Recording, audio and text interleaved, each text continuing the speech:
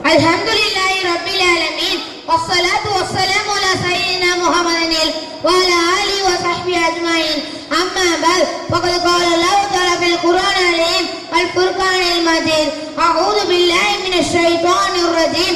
Bismillahir rahmanir rahim. Qul lil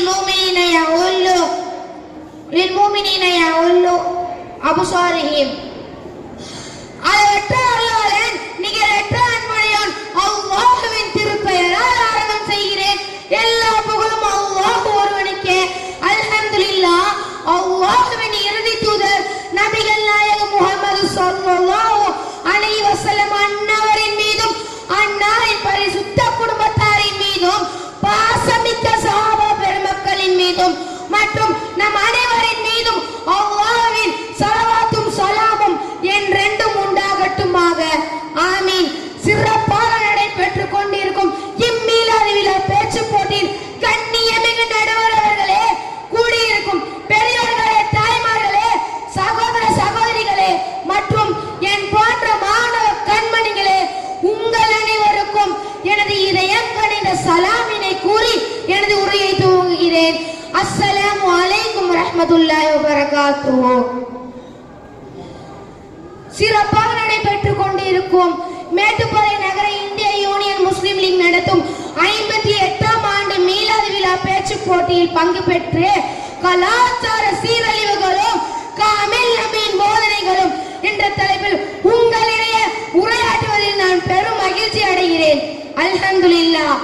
பெரியோர்களே, இன்றைய இஸ்லாமிய சமூகத்தில் பலமும் பலகீனமும் எதில் உள்ளது என்று ஆய்வு செய்து பார்த்தால் கந்தல் துணியோடு பார்ப்பதற்கே பராரியான கோலத்தில் இருந்த சஹாபாக்களை பார்த்து இந்த உலகம் அச்சப்பட்டது, சர்வதிகாரம் சரணடைந்தது. ஆனால் இன்றைக்கு எல்லா விதமான ஆடம்பரத்தோடு வாழும் முஸ்லிம்களின் நிலை பலகீனத்தோடு இருக்கின்றது என்றால் எதை நாம் இழந்தோம் என்பதை எண்ணி பார்க்க வேண்டும்.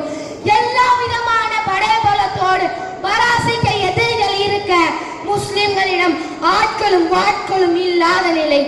ஆனாலும் யுத்தம் செய்ய முனைக்கின்றார்கள் என்றால் என்ன காரணம் என்று உளவு பார்க்க உளவாளி வந்தான். உளவாள் எதிரிகளை எவ்வாறு வீழ்த்துவது என்று யூகம் அமைத்துக் கொண்டிருக்கின்றார்கள் பார்த்தால் ஒரே கூட்டம் திருக்குர்ஆன் ஓதிக் கொண்டிருக்கின்றது, இன்னொரு கூட்டம் மார்க்க சட்டங்களை விவாதித்துக் கொண்டிருக்கின்றது. இதை பார்த்த உளவாளி படைத்தலைவன் மன்னர் ருஸ்துமிடம் கூறினான், இவர்கள் போருக்கு தயாராகுவது போல் இல்லை, ஏதோ ஒன்று செய்து கொண்டிருக்கின்றார்கள் என்று கூற சஹாபாக்களை விருந்துக்கு அழைக்கின்றார் மன்னர் ருஸ்தும். கந்தல் துணியோடு உணவருந்துகிறார்கள் சஹாபாக்கள். கீழே விழுந்த ஒரு சில பருக்கைகளையும் சுத்தம் செய்து சாப்பிடுகிறார்கள். இவ்வளவு உணவு இருந்தாலும் எதற்காக கீழே விழுந்த ஒரு சில பருக்கைகளையே சுத்தம் செய்து சாப்பிடுகிறீர்கள் என்று கேட்க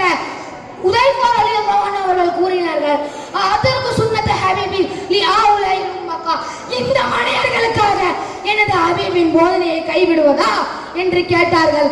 சஹாபாக்களின் வெற்றிக்கான சூத்திரத்தை மன்னர் ருஸ்தம் விளங்கிக் கொண்டார். ஆனால் இன்றைக்கு நபியின் போதனா முறை விட்டுவிட்டு ஆடம்பரமான திருமணம் சிஸ்டம் என்ற பெயரில் நின்று கொண்டு சாப்பிடுவதும் குடிப்பதும் பல உணவுகளை எடுத்துக்கொண்டு அதிகமான வியாதிகளை சம்பாதித்தும் பல உணவுகளை குப்பை தொட்டியில் கொட்டுகிற சூழ்நிலை, இப்படியாக நவீன கலாச்சாரத்தை கையில் எடுத்ததின் விளைவு நாம் நோய் சமூகமாக மாறி இருக்கின்றோம் என்பது எவ்வித சந்தேகமும் இல்லை. நகம் வெட்டுவதில் இருந்து நாடாளுவது வரை, குழந்தை பெறுவதில் இருந்து இறந்தவர்களை அடக்கம் செய்வது வரை நமது காமில் நபியின் போதனைகள் ஏராளம் உண்டு. ஒரு முஸ்லிம் இறந்து போனால் அவரை அடக்கம் செய்கிற மரியாதையையும் ஒழுங்கையும் கவனித்து பார்த்தாலே போதும். நமது நபி கலாச்சாரமே சிறந்த கலாச்சாரம் என்பதை புரிந்து கொள்ள முடியும். இன்றைய இஸ்லாமிற்கும் முஸ்லிம் சமுதாயத்திற்கும் ஏற்பட்டு கொண்டிருக்கின்ற சோதனைகளில் மிக முக்கியமானது எதிரிகளால் ஏற்படக்கூடியதல்ல, சுதந்திரம் என்ற பெயரில் எதை வேண்டுமானாலும் நியாயப்படுத்திவிட முடிகிற காலத்தில் நாம் வாழ்கிறோம்.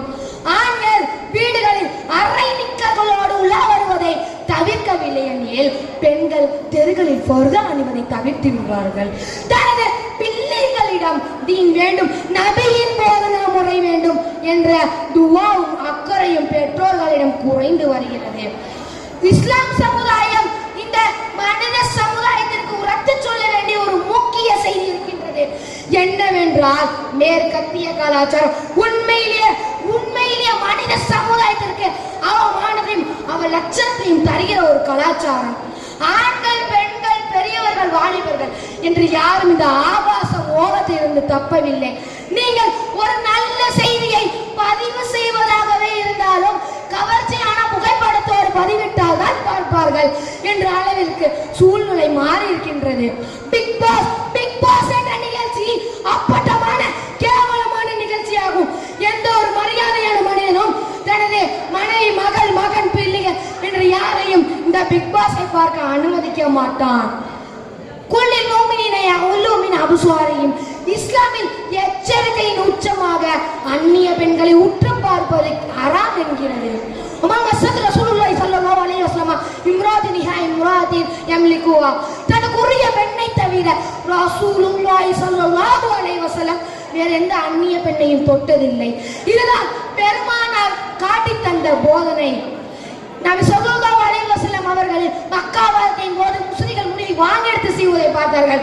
அப்போது முஸ்லிம்களை முடியை வாங்கி எடுத்து செய்வாதீர்கள் என்றார்கள்.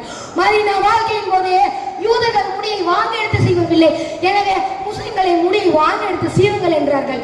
நாம் யாரின் கலாச்சாரத்தை பின்பற்ற அவசியம் இல்லை. நமக்கென்று ஒரு கலாச்சாரம் உண்டு.